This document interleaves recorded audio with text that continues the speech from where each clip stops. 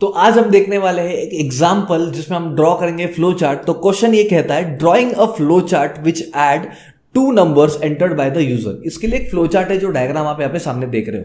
तो कभी भी याद रखिए आप, हमारा जो फ्लो चार्ट का स्टार्ट होता है वो हमेशा ये वाले डायग्राम से, ओवल डायग्राम से होता है। तो आपको हमेशा स्टार्ट करना है इससे, और उसके बाद में आपको वेरिएबल्स डिक्लेयर करने। तो यहाँ पे हमको 2 नंबर का जो है वो एडिशन करना है, तो इसलिए मैं यहाँ पे वेरिएबल डिक्लेयर कर रहा हूँ। तो मैंने लिखा declare variables num1 num2 and some.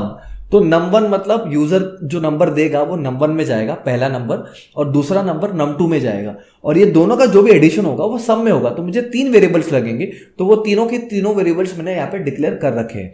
अब इसके बाद में मैं क्या कर रहा हूँ, इनपुट, यूजर से इनपुट मांग रहा हूँ। तो हमेशा मैंने आपको बताया इनपुट के लिए ये बॉक्स होता है। तो इनपुट के लिए मैंने यहाँ पे लिखा है रीड num1 एंड num2, मतलब यूजर ने जो भी पहला वैल्यू दिया है वो रीड करके num1 में डाल दो, और सेकंड जो वैल्यू दिया यूजर ने वो रीड करके num2 में डाल दो। अब ये जब हो जाएगा तो हम अभी कैलकुलेशन कर रहे हैं। कैलकुलेशन के लिए यही बॉक्स होता है। तो यहाँ पे लिखा है sum is equal to a plus B, या तो आप ये एरो का मतलब एरो का भी यूज कर सकते हो, या आप लिख सकते हो sum is equals to a plus B. तो सम में अभी हमने a प्लस बी का वैल्यू स्टोर कर लिया, मतलब हमारा कंप्यूटेशन बॉक्स के अंदर हमने कैलकुलेशंस कर लिया।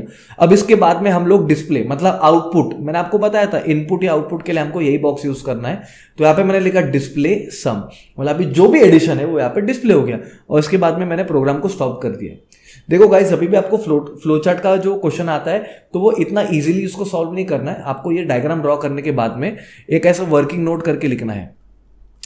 वर्किंग नोट में आप जाके एक्सप्लेन करोगे कि num1 का काम क्या है, डिटेल में लिखेंगे आप, num2 का काम क्या है, फिर सम का काम क्या है। ठीक है, ये डिटेल में लिखने के बाद में आप वहाँ पे ये जब हो जाएगा तो एक मतलब इसको एक बॉक्स में डाल दो। मतलब आप चाहते हो कि अगर आपको पूरा मार्क्स, एकदम पूरा का पूरा मार्क्स मिल जाए फ्लो चार्ट का, तो एक बॉक्स में डाल दो, और ये बॉक्स के बाद में आप वहाँ पे ना लॉजिक एक्सप्लेनेशन करके लिखो।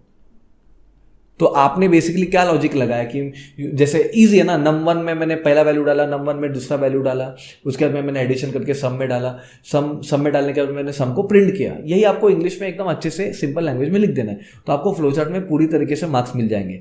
So this is all about flow chart of adding 2 numbers. Thank you very much for watching this video.